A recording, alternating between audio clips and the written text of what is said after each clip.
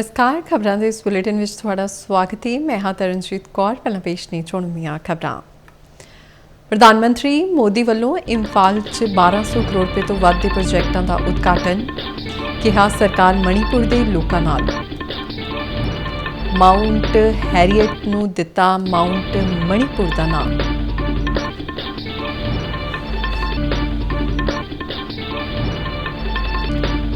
राजपाल कटारिया वालों पटियाला ते संगरूर दे हड़ प्रभावित इलाकों का दौरा। घग्गर मसले का हल करवाउण दा दिता भरोसा। कहा केंद्र औखी घड़ी च पंजाब दे नाल।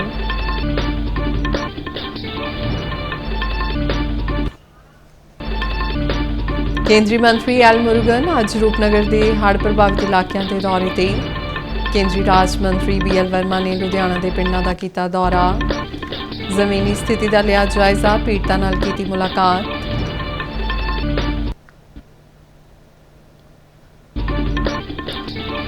पंजाब बीजेपी प्रधान सुनील जाखड़ ने SGRF की कैग रिपोर्ट की सांझी। कुल रकम 12,000 करोड़ तो ज्यादा होने का दावा। कहा फंड का इस्तेमाल जनता की राहत लई कीता जावे।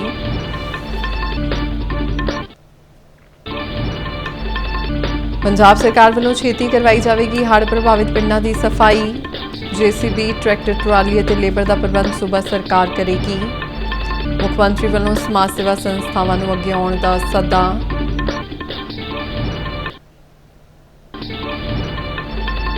ते पंजाब विच वक्खो वक्खरियां थावां ते लाईयां गईयां कौमी लोक अदालतां। जलंधर विच 52,238 केसां दा समझौते राहीं कीता निपटारा। श्री फतेहगढ़ साहिब विच 11 बेंचां सामने 8,786 केसां दी हुई सुनवाई। ते हुण खबरां विस्तार नाल। प्रधानमंत्री नरेंद्र मोदी ने मणिपुर दौरे दौरान इंफाल विखे 1,200 करोड़ रुपए तो वध दे विकास प्रोजेक्टां दा उद्घाटन किया ते पूरे हो चुके प्रोजेक्ट राष्ट्र नूं समर्पित किए। प्रधानमंत्री ने कहा कि यह प्रोजेक्ट न सिर्फ इत्थों दे रहन सहन नूं सुखाला ते मियारी बनाउणगे सगों सूबे दे बुनियादी ढांचे नूं मजबूत करदे होए मणिपुर दे नौजवानां लई रोजगार दे नवे मौके पैदा करनगे। आज मणिपुर के विकास के लिए हजारों करोड़ रुपए के प्रोजेक्ट्स का शिलान्यास और लोकार्पण हुआ है। ये प्रोजेक्ट आप सभी लोगों की ईज ऑफ लिविंग बढ़ाएंगे, यहां इंफ्रास्ट्रक्चर को मजबूत करेंगे और मणिपुर के युवाओं के लिए, यहां के बेटे बेटियों के लिए एम्प्लॉयमेंट के नए मौके भी बनाएंगे। प्रधानमंत्री ने कहा कि भारत की राखी विच मणिपुर के योगदान तो असीं प्रेरणा लैनी है। ये मणिपुर की ही धरती सी जिथे पहली बार कौमी तिरंगा फहराया गया सी। उन्होंने कहा कि साडी सरकार मणिपुर के इस महान कारज तो प्रेरणा लैके अगे वध रही है। उन्होंने ऐलान किया कि अंडेमान निकोबार टापू च पैंदे माउंट हैरियट का नाम बदल के माउंट मणिपुर रखा गया है। ये मणिपुर की आज़ादी घुलाटियां नूं देश के 140 करोड़ देशवासियों की श्रद्धांजलि है। आज शुरू हुए हैं, उनमें 2 परियोजनाएं बहुत अहम हैं। मणिपुर अर्बन रोड प्रोजेक्ट, जिसकी लागत 3,600 करोड़ रुपए से ज्यादा है, और मणिपुर इंफोटेक डेवलपमेंट प्रोजेक्ट, जिसकी लागत 500 करोड़ रुपए से ज्यादा है। ये परियोजना पंजाब के राजपाल गुलाब चंद कटारिया ने पटियाला जिले के हड़ प्रभावित इलाकों का दौरा करके हालात का जायजा लिया। मगरों पत्रकारों नाल गलबात दौरान उन्होंने कहा कि प्रधानमंत्री नरेंद्र मोदी वालों सूबे लिए जारी की गई 1,600 करोड़ रुपए की रकम सिर्फ एक टोकन मनी है, जिहड़ी शुरुआती मदद के तौर पर दी गई है। राजपाल ने कहा कि केंद्र वालों भेजियां गई टीमां हड़ प्रभावित खेतरों का जमीनी जायजा लै रही ने, जिसकी विस्तारित रिपोर्ट तैयार करके केंद्र सरकार नूं सौंपी जाएगी, जिस मगरों पंजाब नूं होर माली सहायता दी जाएगी। ਰਾਜਪਾਲ ਨੇ ਭਰੋਸਾ ਦਿਵਾਇਆ ਕਿ ਸਿਰਫ 1600 ਕਰੋੜ ਹੀ ਨਹੀਂ ਸਗੋਂ ਇਸ ਤੋਂ ਕਈ ਗੁਣਾ ਜ਼ਿਆਦਾ ਰਕਮਾਂ ਪੰਜਾਬ ਨੂੰ ਦਿੱਤੀਆਂ ਜਾਣਗੀਆਂ। अब की बार बाढ़ की स्थिति सबसे अधिक थी। 1988 में पंजाब में बाढ़ की स्थिति थी, लेकिन अब की बार 2025 की 1988 से भी अधिक था। 3 प्रमुख नदियों में तो सामान्यतः रावी सबसे ज्यादा अब की बार हमको प्रभावित किया है, सतलज और व्यास का भी है, लेकिन गग्गर के पानी ने भी एक तरह से काफी कुछ एक तरह से चुनौती आ गई। गग्गर में भी जो पानी का लेवल था वो की बात सबसे अधिक था, खतरे के निशान से ऊपर भी चला था, और उसके कारण से गग्गर से प्रभावित जो एरिया है उनमें विशेष प्रकार का मानव हानि तो इतनी नहीं हुई। ਰਾਜਪਾਲ ਨੇ ਦੌਰੇ ਦੌਰਾਨ ਲੋਕਾਂ ਦੀਆਂ ਮੁਸ਼ਕਲਾਂ ਨੂੰ ਧਿਆਨ ਨਾਲ ਸੁਣਿਆ ਤੇ ਭਰੋਸਾ ਦਿਵਾਇਆ ਕਿ ਕੇਂਦਰ ਇਸ ਔਖੀ ਘੜੀ ਵਿੱਚ ਪੂਰੀ ਤਰ੍ਹਾਂ ਪੰਜਾਬ ਦੇ ਨਾਲ ਹੈ। ਇਸ ਤੋਂ ਪਹਿਲਾਂ ਰਾਜਪਾਲ ਕਟਾਰੀਆ ਨੇ ਸੰਗਰੂਰ ਵਿੱਚ ਘੱਗਰ ਕੰਢੇ ਪੈਂਦੇ ਮਕਰੋੜ ਸਾਹਿਬ ਦਾ ਦੌਰਾ ਕੀਤਾ ਅਤੇ ਲੋਕਾਂ ਦੀਆਂ ਮੁਸ਼ਕਲਾਂ ਸੁਣੀਆਂ।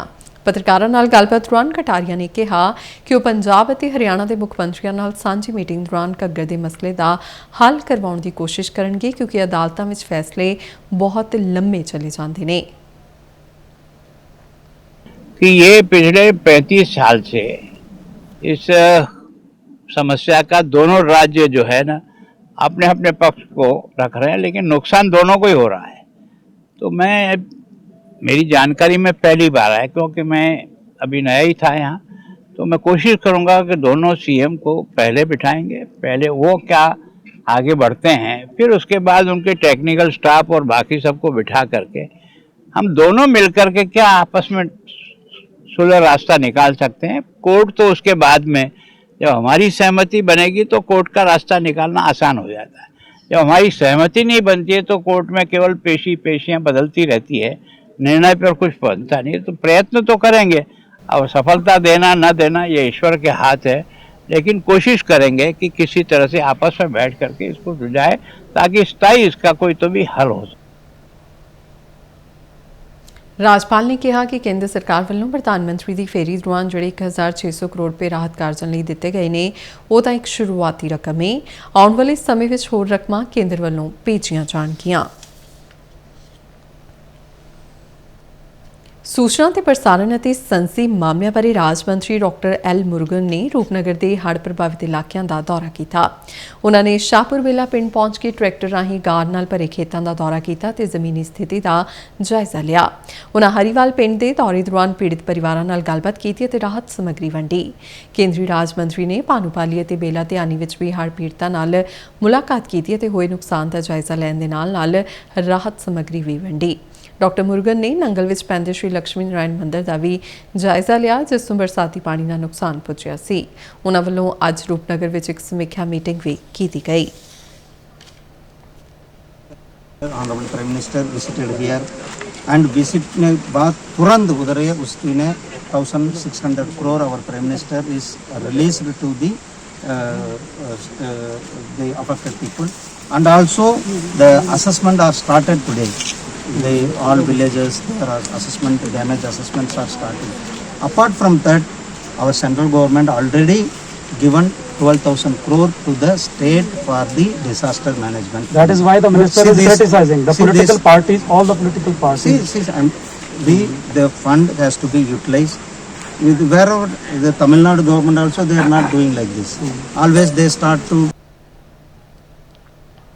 ਖਪਤਕਾਰ ਮਾਮਲਿਆਂ, ਖੁਰਾਕ ਅਤੇ ਜਨਤਕ ਵੰਡ ਬਾਰੇ ਕੇਂਦਰੀ ਰਾਜ ਮੰਤਰੀ ਬਨਵਾਰੀ ਲਾਲ ਵਰਮਾ ਨੇ ਲੁਧਿਆਣਾ ਵਿੱਚ ਹੜ੍ਹ ਪ੍ਰਭਾਵਿਤ ਪਿੰਡਾਂ ਦਾ ਦੌਰਾ ਕਰਨ ਮਗਰੋਂ ਪੱਤਰਕਾਰਾਂ ਨਾਲ ਗੱਲਬਾਤ ਦੌਰਾਨ ਪ੍ਰਧਾਨ ਮੰਤਰੀ ਦੇ ਅਹਿਦ ਨੂੰ ਦੁਹਰਾਇਆ ਕਿ ਕੇਂਦਰ ਇਸ ਔਖੀ ਘੜੀ 'ਚ ਪੰਜਾਬ ਦੇ ਨਾਲ ਖੜਾ ਹੈ ਅਤੇ ਇਸ ਖੇਤੀਬਾੜੀ ਪ੍ਰਧਾਨ ਸੂਬੇ ਨੂੰ ਲੀਹ ਤੇ ਲਿਆਉਣ ਲਈ ਹਰ ਸੰਭਵ ਸਹਾਇਤਾ ਮੁਹੱਈਆ ਕੀਤੀ ਜਾਵੇਗੀ। ਉਨ੍ਹਾਂ ਕਿਹਾ ਕਿ ਪਹਿਲਾਂ ਹੀ ਦਿੱਤੇ ਗਏ ਰਾਹਤ ਪੈਕੇਜ ਤੋਂ ਇਲਾਵਾ ਪੂਰੀ ਮੁਲਾਂਕਣ ਰਿਪੋਰਟ ਪ੍ਰਾਪਤ ਹੋਣ ਤੋਂ ਬਾਅਦ ਸੂਬੇ ਨੂੰ ਹੋਰ ਫੰਡ ਵੀ ਦਿੱਤੇ ਜਾਣਗੇ। विचार करिए कि इनके यूकेलिप्टस लगे थे या धान लगा था या कोई फसल और लगी थी, वो तो चली गई, लेकिन साथ ही साथ उस फसल के साथ साथ इनकी जमीन भी चली गई। ये जमीन चली गई, मुझे लगता है कि ये दर्द ये पीड़ा बहुत जल्दी किसान भूल तो नहीं सकता, लेकिन माननीय प्रधानमंत्री मोदी जी स्वयं बहुत ही संवेदनशील हैं और मोदी सरकार हमेशा जब कभी भी दुख की घड़ी आती है तो ऐसे जो प्रभावित लोग रहते हैं उस दुख से, उस किसी भी चीज़ से उसके साथ लगातार खड़े होने का काम करते हैं। ਪੰਜਾਬ ਬੀਜੇਪੀ ਦੇ ਪ੍ਰਧਾਨ ਸੁਨੀਲ ਜਾਖੜ ਨੇ ਐਨਡੀਆਰਐਫ ਬਾਰੇ ਇੱਕ ਐਗ ਰਿਪੋਰਟ ਨੂੰ ਸਾਂਝਾ ਕੀਤਾ ਹੈ। ਇਸ ਨਾਲ ਹੀ ਉਹਨਾਂ ਨੇ ਭਗਵੰਤ ਮਾਨ ਸਰਕਾਰ ਤੇ ਨਿਸ਼ਾਨਾ ਸਾਧਦਿਆਂ ਦਾਅਵਾ ਕੀਤਾ ਹੈ ਕਿ ਕੁੱਲ ਰਕਮ 12,000 ਕਰੋੜ ਤੋਂ ਵੀ ਵੱਧ ਹੈ। ਉਹਨਾਂ ਇਹ ਵੀ ਕਿਹਾ ਕਿ ਫੰਡ ਦੀ ਵਰਤੋਂ ਜਨਤਾ ਦੀ ਰਾਹਤ ਲਈ ਕੀਤੀ ਜਾਵੇ। ਜਾਖੜ ਨੇ ਮੁੱਖ ਮੰਤਰੀ ਨੂੰ ਪੰਜਾਬ ਦੀ ਜਨਤਾ ਤੋਂ ਮੁਆਫੀ ਮੰਗਣ ਦੀ ਵੀ ਮੰਗ ਕੀਤੀ ਹੈ। ਪੰਜਾਬ ਬੀਜੇਪੀ ਦੇ ਪ੍ਰਧਾਨ ਸੁਨੀਲ ਜਾਖੜ ਨੇ ਇੱਕ ਸੋਸ਼ਲ ਮੀਡੀਆ ਵਿੱਚ ਕੈਗ ਰਿਪੋਰਟ ਦੀ ਕਾਪੀ ਸਾਂਝੀ ਕਰਦਿਆਂ ਕਿਹਾ ਹੈ कि मुख्यमंत्री जी आ रहे SDRF के पैसे। एक एग रिपोर्ट विच दर्ज है कि पंजाब को 31 मार्च 2023 ਨੂੰ SDRF ਦੇ 9,041.74 ਕਰੋੜ ਰੁਪਏ ਪਏ ਨੇ ਤੇ ਰਿਪੋਰਟ ਮੁਤਾਬਿਕ ਕੇਂਦਰ ਸਰਕਾਰ ਦੇ ਨਿਯਮਾਂ ਦਾ ਉਲੰਘਣ ਕਰਦਿਆਂ ਸੂਬਾ ਸਰਕਾਰ ਨੇ ਇਸ ਨੂੰ ਸਹੀ ਢੰਗ ਨਾਲ ਵਰਤੋਂ 'ਚ ਨਹੀਂ ਲਿਆਂਦਾ ਹੈ। ਇਸ ਤੋਂ ਬਾਅਦ ਵੀ ਸਾਲ 2023-24, 2024-25 ਅਤੇ 25-26 ਲਈ ਫੰਡ ਆਏ ਨੇ, ਜਿਨ੍ਹਾਂ ਸਾਰਿਆਂ ਨੂੰ ਮਿਲਾ ਕੇ ਕੁੱਲ ਰਕਮ 12,000 ਕਰੋੜ ਰੁਪਏ ਬਣਦੀ ਹੈ। ਜਾਖੜ ਨੇ ਕਿਹਾ ਕਿ ਇਸ ਤੱਥ ਨੂੰ ਸੂਬੇ ਦੇ ਮੁੱਖ ਸਕੱਤਰ ਨੇ ਵੀ ਤੁਹਾਡੀ ਹਾਜ਼ਰੀ ਵਿੱਚ ਦੱਬੀ ਜ਼ੁਬਾਨ ਵਿੱਚ ਪ੍ਰੈਸ ਕਾਨਫਰੰਸ ਦੌਰਾਨ ਮੰਨਿਆ ਹੈ। ਉਹਨਾਂ ਕਿਹਾ ਕਿ ਹੁਣ ਬਿਹਤਰ ਹੋਵੇਗਾ ਕਿ ਤੁਸੀਂ ਪੰਜਾਬ ਨੂੰ ਗੁੰਮਰਾਹ ਕਰਨ ਲਈ ਸੂਬੇ ਦੇ ਲੋਕਾਂ ਤੋਂ ਮੁਆਫੀ ਮੰਗ ਲਵੋ ਤੇ ਇਸ ਰਕਮ ਦਾ ਢੁਕਵਾਂ ਇਸਤੇਮਾਲ ਲੋਕਾਂ ਨੂੰ ਰਾਹਤ ਦੇਣ ਤੇ ਕਰੋ। ਮਗਰੋਂ ਸੁਨੀਲ ਜਾਖੜ ਨੇ ਅਬੋਰ ਇਲਾਕੇ ਦੇ ਹੜ੍ਹ ਪ੍ਰਭਾਵਿਤ ਪਿੰਡਾਂ ਦਾ ਦੌਰਾ ਕੀਤਾ। ਪਿੰਡ ਖੂਈਆ ਸਰਵਰ ਵਿਖੇ ਪੱਤਰਕਾਰਾਂ ਨਾਲ ਗੱਲਬਾਤ ਕਰਦਿਆਂ ਕਿਹਾ ਕਿ ਮੁੱਖ ਮੰਤਰੀ ਭਗਵੰਤ ਮਾਨ ਚਾਹੁੰਦੇ ਤਾਂ ਪਹਿਲਾਂ ਹੀ ਪੰਜਾਬ ਨੂੰ ਹੜ੍ਹਾਂ ਤੋਂ ਬਚਾਉਣ ਲਈ ਰਾਹਤ ਕਾਰਜ ਸ਼ੁਰੂ ਕਰ ਸਕਦੇ ਸਨ, ਕਿਉਂ ਜੋ ਪੰਜਾਬ ਦੇ ਖਜ਼ਾਨੇ ਵਿੱਚ ਇਸ ਕੰਮ ਲਈ ਪਹਿਲਾਂ ਹੀ ਪੈਸੇ ਪਏ ਸੀ।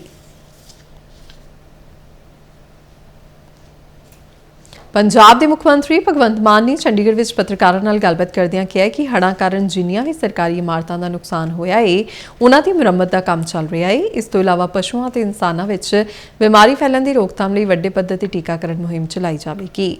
ਵੱਡੇ ਹਸਪਤਾਲਾਂ ਵਿੱਚ ਲੋਕਾਂ ਦੀ ਸੇਵਾ ਲਈ ਡਾਕਟਰ ਤਾਇਨਾਤ ਕੀਤੇ ਜਾਣਗੇ। ਉਹਨਾਂ ਕਿਹਾ ਕਿ ਆਉਣ ਵਾਲੇ ਦਿਨਾਂ ਵਿੱਚ ਸਫਾਈ ਮੁਹਿੰਮ ਵੀ ਸ਼ੁਰੂ ਕੀਤੀ ਜਾਵੇਗੀ। ਹਰ ਪਿੰਡ ਵਿੱਚ JCB, ਟਰਾਲੀ ਅਤੇ ਲੇਬਰ ਦਾ ਪ੍ਰਬੰਧ ਸਰਕਾਰ ਵੱਲੋਂ ਕੀਤਾ ਜਾਵੇਗਾ। ਹੜ੍ਹ ਨਾਲ ਆਏ ਮਲਬੇ ਨੂੰ ਸਾਫ਼ ਕੀਤਾ ਜਾਵੇਗਾ। ਸਾਫ਼ ਸਫਾਈ ਮਗਰੋਂ ਫੋਗਿੰਗ ਵੀ ਕਰਵਾਈ ਜਾਵੇਗੀ।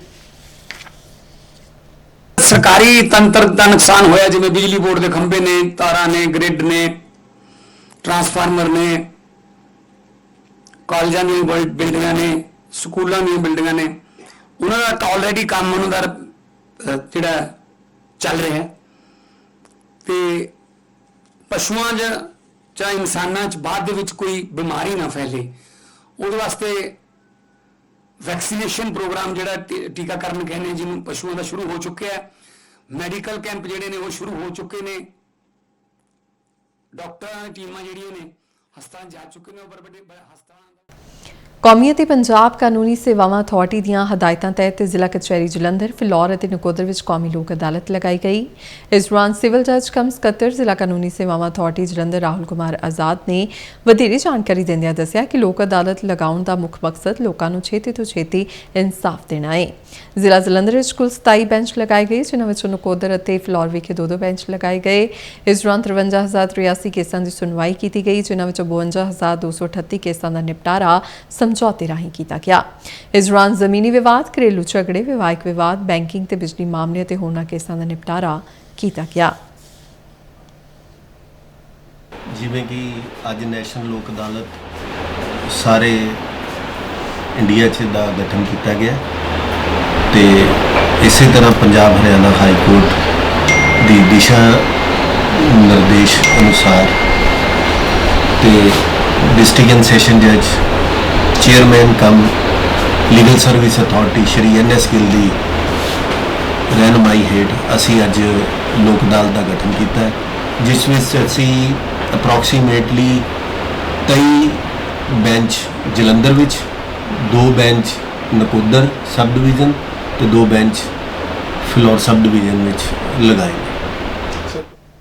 ਕੌਮੀ ਕਾਨੂੰਨੀ ਸੇਵਾਵਾਂ ਅਥਾਰਟੀ ਦੀਆਂ ਹਦਾਇਤਾਂ ਮੁਤਾਬਿਕ ਪੰਜਾਬ ਭਰ ਵਿੱਚ ਲਾਈਆਂ ਗਈਆਂ ਲੋਕ ਅਦਾਲਤਾਂ ਤਹਿਤ ਜ਼ਿਲ੍ਹਾ ਸ਼੍ਰੀ ਫਤਿਹਗੜ੍ਹ ਸਾਹਿਬ ਵਿਖੇ ਵੀ ਅਦਾਲਤ ਲਗਾਈ ਗਈ। इस दौरान गठित 11 बेंचां सामने सुनवाई ਲਈ 8786 ਦੇ ਕਰੀਬ ਕੇਸ ਸੁਣਵਾਈ ਲਈ ਰੱਖੇ ਗਏ। ਸ਼੍ਰੀ ਫਤਿਹਗੜ੍ਹ ਸਾਹਿਬ ਲਈ 8, ਅਮਲੋਹ ਲਈ 2 ਅਤੇ ਖਮਾਣੋ ਦੀ ਅਦਾਲਤ ਲਈ 1 ਬੈਂਚ ਨੇ ਸੇਵਾਵਾਂ ਦਿੱਤੀਆਂ। ਜ਼ਿਲ੍ਹਾ ਅਤੇ ਸੈਸ਼ਨ ਜੱਜ ਕਮ ਚੇਅਰਮੈਨ ਜ਼ਿਲ੍ਹਾ ਕਾਨੂੰਨੀ ਸੇਵਾਵਾਂ ਅਥਾਰਟੀ ਅਰੁਣ ਗੁਪਤਾ ਨੇ ਇਸ ਬਾਰੇ ਜਾਣਕਾਰੀ ਸਾਂਝੀ ਕਰਦਿਆਂ ਦੱਸਿਆ ਕਿ ਲੋਕ ਅਦਾਲਤਾਂ ਰਾਹੀਂ ਕੇਸਾਂ ਦਾ ਨਿਪਟਾਰਾ ਹੋਣ ਨਾਲ ਆਮ ਲੋਕਾਂ ਨੂੰ ਬਹੁਤ ਵੱਡੀ ਰਾਹਤ ਮਿਲਦੀ ਹੈ, ਕਿਉਂਕਿ ਇਹਨਾਂ ਲੋਕ ਅਦਾਲਤਾਂ ਵਿੱਚ ਦੋਹਾਂ ਧਿਰਾਂ ਦੀ ਆਪਸੀ ਸਹਿਮਤੀ ਨਾਲ ਕੇਸਾਂ ਦਾ ਨਿਪਟਾਰਾ ਕੀਤਾ ਜਾਂਦਾ ਹੈ, ਜਿਸ ਨਾਲ ਆਮ ਲੋਕਾਂ ਨੂੰ ਜਲਦੀ ਅਤੇ ਸਸਤਾ ਨਿਆਂ ਮਿਲਦਾ ਹੈ।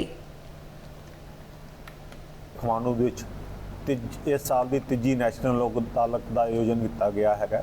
ਟੋਟਲ ਅਸੀਂ 11 ਬੈਂਚ ਲਗਾਏ ਨੇ। 8 ਬੈਂਚਿਸ ਹੈੱਡਕੁਆਟਰ ਤੇ ਹੈ, 2 ਬੈਂਚਿਸ ਅਮਲੋਹ ਹੈ ਤੇ 1 ਖਮਾਣੋ ਹੈਗਾ ਤੇ ਟੋਟਲ ਅਸੀਂ ਕੇਸ ਟੇਕਅਪ ਕਰ ਰਹੇ ਹਾਂ 8786। ਇਹ ਗਿਣਤੀ ਥੋੜੀ ਜਿਹੀ ਵੱਧ ਵੀ ਸਕਦੀ ਹੈ ਕਿਉਂਕਿ ਕਈ ਵਾਰ ਪਾਰਟੀ ਤੇ ਇਸ ਨਾਲ ਹੀ ਖਬਰਾਂ ਦਾ ਬੁਲੇਟਿਨ ਖਤਮ ਹੁੰਦਾ ਹੈ। ਇਜਾਜ਼ਤ ਦਿਓ, ਨਮਸਕਾਰ।